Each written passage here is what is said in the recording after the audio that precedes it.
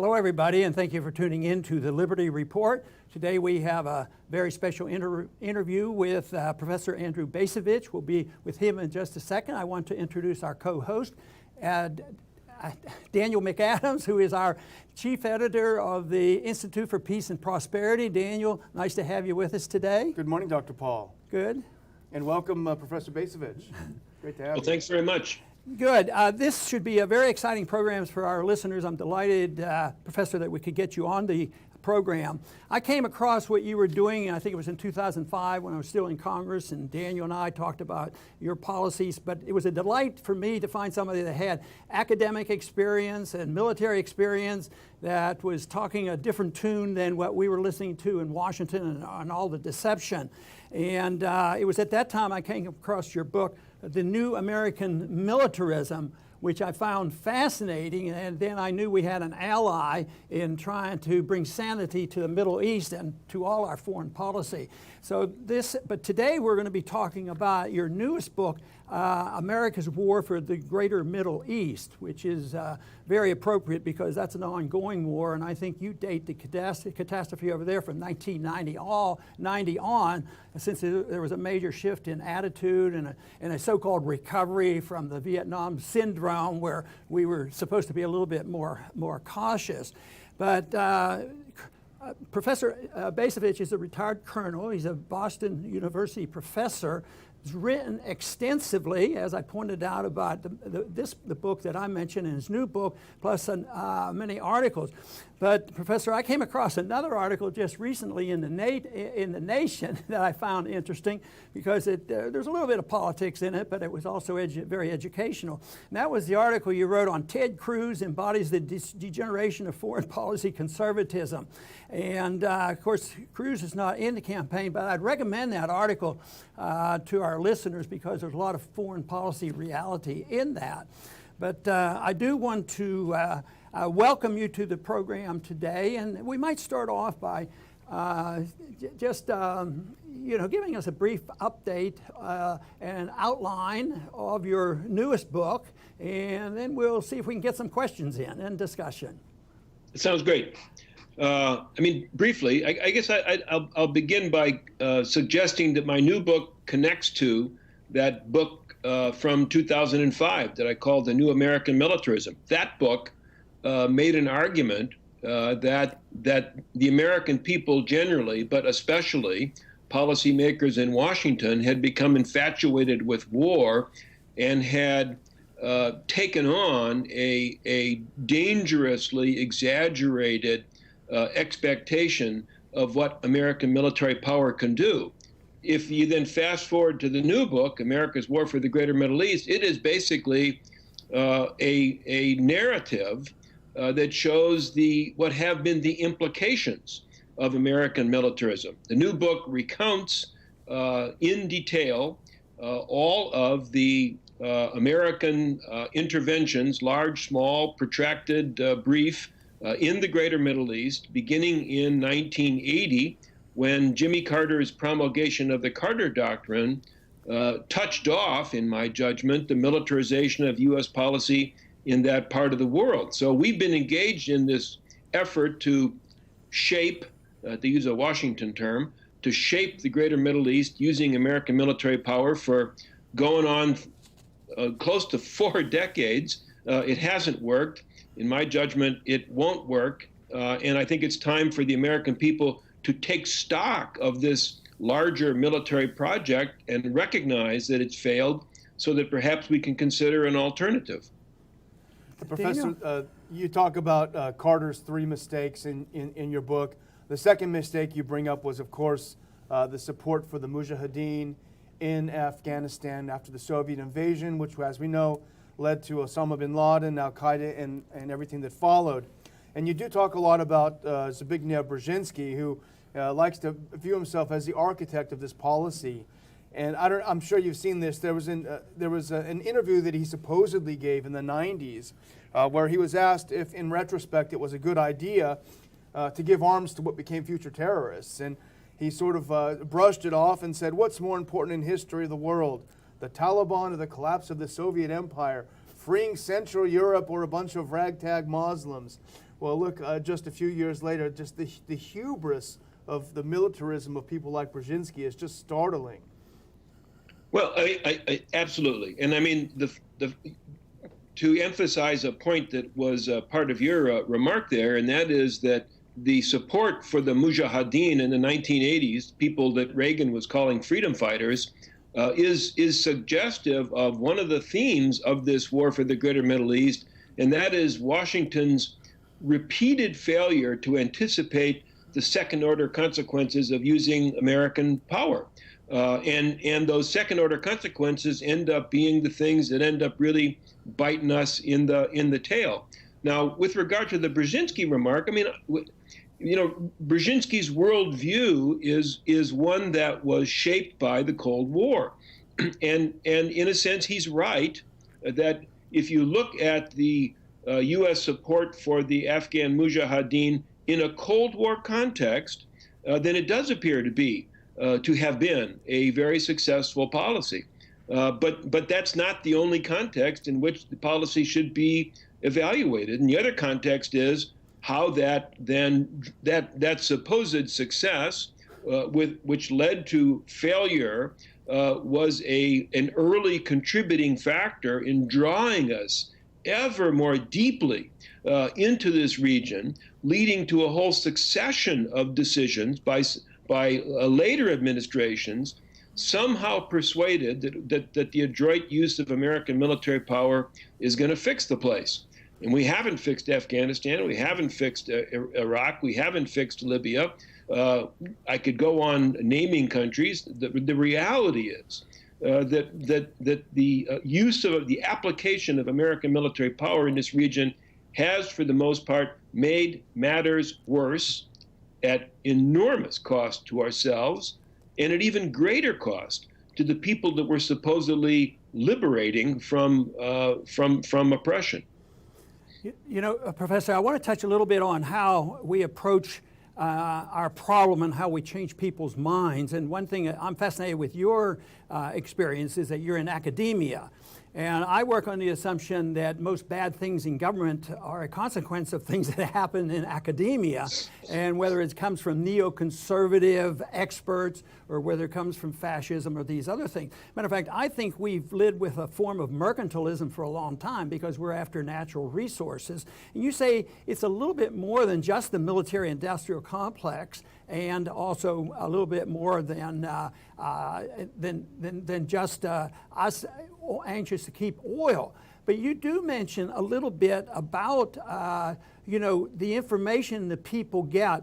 And is this something that works in your thought? Do you think highly of the politician that, see, I was in Congress for a long time. I've experienced it, but I think I knew what was to go on and I knew what to expect. But so often I think the concentration is on an individual politician and their position versus the philosophy that's coming out of the universities. And that's why I think you're in a position to play a very important role in changing people's minds. Well, I don't think that I'd put as much. There are some deeply flawed ideas in wide circulation that contribute to our general inability to evaluate U.S. foreign policy in a realistic and pragmatic way.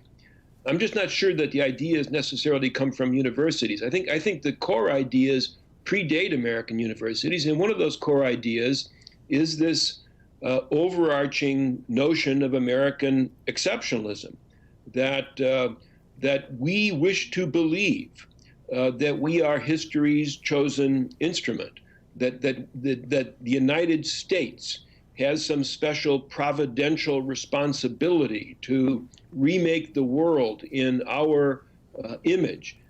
This is a deeply pernicious notion in my view, but it's one that is constantly reiterated by politicians, by newspaper columnists, by talk radio hosts, and the American people have been so propagandized by this notion for so long that they have, I think, lost the ability to think critically about what history is and how history works, and what indeed are the responsibilities of the United States, which are far more limited than seems to be the case given the rhetoric coming out of Washington. You know, I think that's a good way to point it, and I think you place your emphasis a slightly different, but I think your point is probably correct. Ideas do originate in different places. It seems to me like some of them gain their cover and their expertise by those ideas infiltrating our universities, because I know that's true when it comes to banking regulations and banking rules and monetary policy.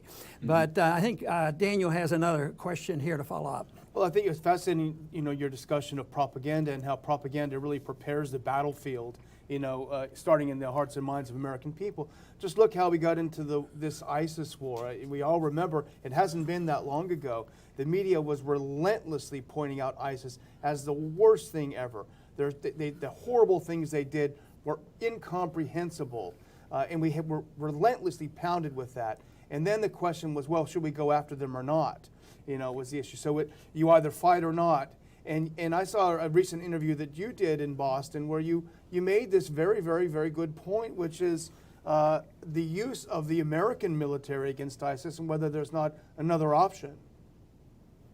Well, I think there are several points to be made here. One of them is, and you, I think, have already made it, is that this notion that ISIS poses an existential threat to the United States of America is utterly, completely, and totally bogus, and therefore the hysteria about ISIS is counterproductive, to put it mildly. I think ISIS does pose an existential threat to the countries in the region, that is to say, to Iran and Saudi Arabia, Iraq, Turkey, and therefore it is incumbent upon those countries that are threatened to set aside their differences with one another in order to focus on this transcendent threat to their survival and their well-being.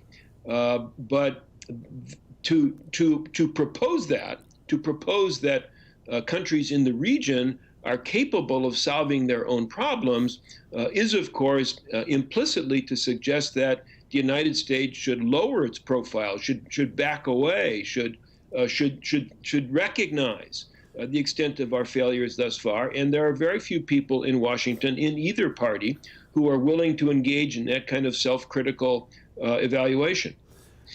Professor, you talked about there are generally two options. One where you could have a policy where there's policy of what we call containment, and the other one choice is to crush. And you said they picked the worst of the two by combining them, and they're sometime in the wishy-washy middle. So obviously I would think that you're more in the category of diplomacy and containment or something like that. But if you were to advise a presidential candidate, would you pick and choose over this? Would you entertain the thought? The libertarian ideas are probably a little bit more than you might like, but it seems like the other option might be that we don't work for containment as much as just divorce. We want to contain our liberties here at home because we believe that under war conditions is a ripe time for our civil liberties to be destroyed here at home. So I don't know which position there that you would sort of push your presidential candidate if they would sit and listen to you. I know one thing, you could improve any one of them, their foreign policies that we're looking at today. Well, when I say contain, first of all, again, to emphasize, to begin with a realistic appreciation of the threat, with a realistic appreciation of the interests that we have in that region. Back in 1980, when Carter did promulgate the Carter Doctrine, at that time, there was a strong perception that the American way of life was dependent upon access to Persian Gulf oil. Here in 2016, we know that's not the case. There's plenty of oil and natural gas right here in the Western Hemisphere. Probably defending Canada and Venezuela should take priority over defending Saudi Arabia and Iraq. So again, we begin with the realistic appreciation of threats and interests. And when I say containment, what I really mean in this case is defense. 9/11 occurred. in an immediate and tactical sense, it occurred because the federal authorities hadn't bothered to establish even minimally adequate security for American airports. And that enabled 19 thugs to hijack 4 airplanes with horrible consequences. So I think the cornerstone of American strategy with regard to Islamic radicalism should be to ensure that our domestic security agencies, I'm talking here about the FBI and the TSA and the Coast Guard and border security, that our domestic security agencies are properly resourced and properly led in order to minimize the likelihood that bad guys are going to be able to penetrate our defenses and conduct attacks. I don't claim that we would be 100% successful in doing that, but again, the threat is not that great, and it's something that can be managed. And to emphasize, I think that approach would be more likely to serve the well-being of the American people, to keep us safe, far more likely to do that at a lower cost than continually engaging in armed intervention in the region. That's what has cost us so much, and that's what has produced all these unanticipated and negative second-order consequences. Right. On that same topic, Professor, you wrote a piece in Politico last month that I feel contained one of the most compelling arguments for your case and our shared case, really. If you don't mind, I'll read just a little bit from that, but I'll also provide you with the neocon response to your statement and then see what you would say to them. You make this excellent point. He said, pardon me, you say, why has the world's mightiest military achieved so little, even while absorbing very considerable losses and inflicting greater damage on the subjects of Americans' supposed beneficence? To that, I would say the neocons would say, well, you've got to understand, Professor, it's because the military has had its hands tied. We have not done enough. We have not put enough military in there. We've never tried hard enough, and that's why. It's not that it doesn't work. We've just never really tried it. There you go. You know, it's funny. I was in a meeting the other day. Among the participants were 2 former officials of the George W. Bush administration. One of them had been a senior official in the State Department, the other one in the National Security Council. And we were talking about some of these matters, and their position, these former Bush people, their position is that what went wrong was that we left Iraq too soon. And therefore, all the blame for the situation right now, in their view, is to be laid on President Obama.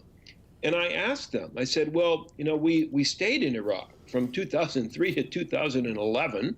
And I said, you know, how long would you imagine we would have had to remain in Iraq in order to achieve our purposes? And without batting an eyelash, they suggested that it probably would be somewhere between 25 and 50 years. Well, exactly. I mean, they never ask where the money's coming from. It becomes so preposterous that you almost don't even know how to respond to notions like that, especially when the claim that somehow staying longer will ultimately result in success completely ignores the fact that our presence is so often a source of instability and violence and anti-Americanism. But they are oblivious to those realities. Quite frankly, just as in this bizarre conversation I had with these people, just as they are oblivious to the thousands of Americans who've been killed in the greater Middle East, the 10,000s of Americans, tens of thousands who've had their lives broken and shattered as a result of involvement in war, the hundreds of billions, probably trillions of dollars that we have expended to no purpose whatsoever, and quite frankly, the even larger number of people, of Iraqis and Libyans and so on, who we have killed in the course of these unnecessary and failed wars. And they are utterly blind to those realities as they promote their, well, we just need to try harder line of argument. Well, Professor and Daniel, I think the three of us have not learned our lesson, because Vietnam taught us to save a village, you got to destroy the village, and that's what we're doing. We're still destroying. We're not saving very much, and we're destroying a lot here at home. I did want to question a little bit about strategy on how we should spend our money, which I don't think we have much of. And this foreign policy and foreign adventurism hurts us economically here at home. But we work with coalitions in the Congress, always hoping to build an anti-war coalition, which was mildly successful, but not really. We didn't stop the onslaught, as you, Professor, tried to warn us about Iraq. We worked hard on that. But a lot in that coalition, which would be more in the progressive era, they would say if we just spent the money for sending them foreign aid and sending them food and sending them clothes, would solve the problem, and because they didn't like the war, but they thought this would be our solution. Now, our opinion was that that's a dream too, because sometimes when you send money, bushels of money, or food, it becomes an issue of those who are in power, and they can use it as a weapon. Where do you come down on that? Do you think at times that you can head off military operations by granting more financial aid and foreign aid to these various countries? Well, I wish you could, and if that were feasible, I'd support it. The problem is, and I'm not by any means an expert in development, but it just seems to me that when development occurs, when countries move from being impoverished along a track leading to some form of shared prosperity, that the sources of that tend to be organic. They tend to be internal. Maybe there's some amount of help that outsiders can give once things are moving in the right direction. But I reluctantly have to conclude that these deeply torn and dysfunctional countries, particularly the ones that we have been engaged in militarily over the last 30 years, that the notion of simply giving them money or of sending U.S. agencies to fix things tends not to work. I mean, again, I wish it would work, because then we'd have an alternative to war. Gosh, the Special Inspector General for Afghanistan has been issuing some remarkable reports about the level of money, the amount of money wasted in trying to develop Afghanistan. I think Washington ignores these reports, but it is a fact that we have now spent in constant dollars more money trying to fix Afghanistan than we devoted to Western Europe and the Marshall Plan after World War II. Mm-hmm. And the Marshall Plan actually did make a significant contribution to the recovery of Western Europe, in my view. There is no evidence that the money we've spent in Afghanistan has had a similarly positive effect. So it's just been more waste. Daniel. Well, I'd like to, after all the gloom and doom, maybe say something hopefully with a little more positive of a note. You know, the neocons would say our position of restraint, of not looking to a military solution for every problem, signifies not only weakness, which invites our enemies to attack, we all know the story, but also signifies an anti-military kind of mindset. But I would just point out, and I'm sure you've heard this, Professor, that back when Dr. Paul was running for president, he got more contributions from the U.S. military than all of the other candidates combined. So I think we should probably take a look at how the military is voting with its money and what kinds of policies they're voting for, and maybe we can take something from that. Maybe there is some hope in the people that are actually there and seeing what's happening.